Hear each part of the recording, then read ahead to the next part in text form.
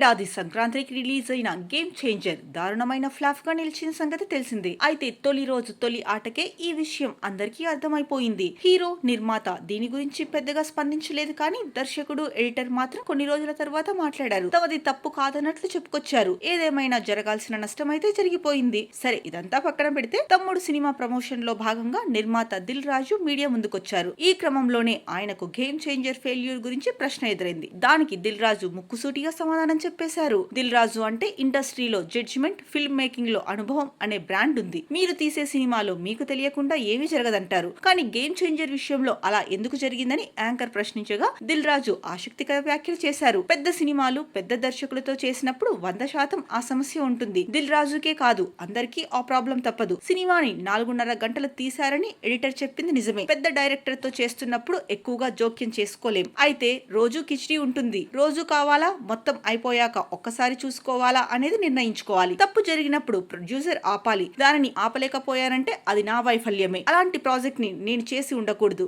నా కెరీర్ లో 60 వరకు సినిమాలు తీశాను, కానీ ఎప్పుడు పెద్ద దర్శకులతో సినిమాలు చేయలేదు. అందువల్ల నా మొదటి తప్పుడు నిర్ణయం అదే. పెద్ద దర్శకుడితో తీస్తున్నప్పుడు ముందే కాంట్రాక్ట్ లో క్లియర్ గా పాయింట్లు పెట్టి సినిమాకు వెళ్ళాలి. అలా చేయలేకపోయాను కాబట్టి అది నా తప్పే. ఆ తప్పుడి అంగీకరించి దానిని అక్కడితో వదిలేశాను. అది మన స్కూల్ కాదు. అలా కానప్పుడు దాని గురించి ఎక్కువ ఆలోచించడం వేస్ట్ అని దిల్ రాజు క్లారిటీ ఇచ్చే ప్రయత్నం చేశారు. అలానే చివరి నిమిషం వరకు మీరు సినిమా చూడలేదట కదా అన్న ప్రశ్నకు బదిలిస్తూ అది మాత్రం తప్పు, తాను ముందే సినిమా చూశారని చెప్పారు.